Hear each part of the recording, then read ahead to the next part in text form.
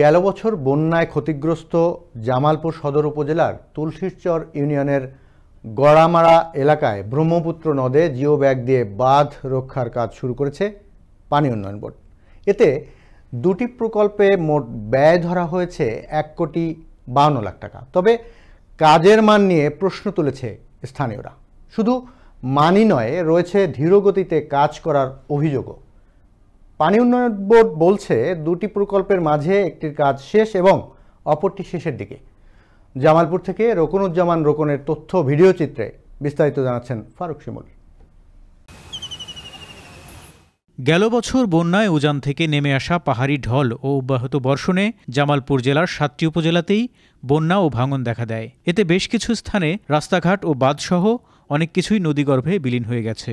বন্যায় জেলার অন্যান্য জায়গার মতো সদরের তুলসীচরের বাঁধটির মাটিও নদীগর্ভে বিলীন হয়ে যায়, ফলে হুমকির মুখে পড়ে বাঁধটি। সম্প্রতি জামালপুর পানি উন্নয়ন বোর্ড নদীর ডাম্পিং বাঁধের কাজ শুরু করলেও কাজের মান নিয়ে শঙ্কা প্রকাশ করছেন স্থানীয়রা। এলাকাবাসীর অভিযোগ, বেশিরভাগ জিও ব্যাগ সম্পূর্ণ ভরাট না করেই ফেলা হচ্ছে। তাছাড়া ব্যাগগুলো ভরাট করার জন্য বাঁধের পাশ থেকেই গর্ত করে নেওয়া হচ্ছে মাটি। এসব গর্ত ভরাট না করেই একটি অংশের কাজ শেষ করে ঠিকাদারি প্রতিষ্ঠান। এতে বৃষ্টি বা বন্যায় বাঁধটি সহজেই ভেঙে যাবার সম্ভাবনা রয়েছে। গারামারা পয়েন্টে 500 মিটারের প্রকল্প দুটির কাজের দায়িত্ব পায় রংপুরের ঠিকাদারি প্রতিষ্ঠান মেসার্স ইউনাইটেড ব্রাদার্স। পানির চাপ বেশি, যার জন্য এখানে নদীর বাঁকটা বেশি, পানির চাপটাও বেশি, যার জন্য আমাদের এই বান্না সম্পূর্ণ ওই হারে নাই। সরকার যাতে এদিকে একটু নজর দেয়, এটা আমাদের সরকারের কাছে আবেদন। এগুলা যে বসছে, এগুলা ব্যাগ গর্ত গুলা যে আছে, এগুলা না বানলে এগুলো সব ভেঙে যাবো। তাহলে আমরা উপকার করে কোন না বলে আনে করে আনেরা উপকারই করলেন, আজালা বালা মতো উপকার করে দিয়ে যায় নানেরা। সরকারের নিয়ম মতো এই কাজটা সঠিক মতো করে, এটাই আমার কথা।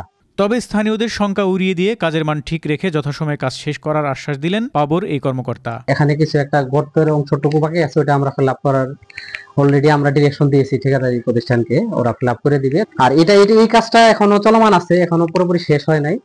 আমাদের কিছু বস্তা কাউন্টিং টাস্কফোর্স প্রতিনিধিরা আসলে বস্তা কাউন্টিং শেষে এটার কাজ প্লেসিং শেষ হওয়ার পরে আমরা সরজমিনে গিয়ে এটা পরিদর্শন করে বাস্তবিক দৈর্ঘ্য ঠিক আছে কিনা চেক করে তারপরে আমরা ফাইনাল পদক্ষেপ নিব।